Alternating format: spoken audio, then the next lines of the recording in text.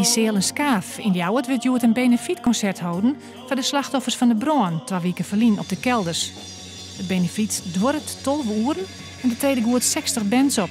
Al het geld dat ophellen wordt, gaat naar de slachtoffers. Het is een geweldig initiatief, natuurlijk.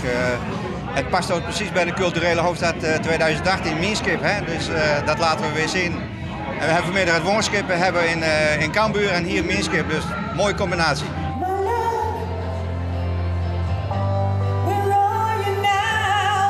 Wat brengt jou hier? Het gebeuren omtrent de ramp, de emotionaliteit, de spontaniteit, dat mensen dit willen doen. 12 uur achter elkaar muziek maken om een opbrengst te genereren voor de mensen die de ramp alles verloren hebben, zeg maar.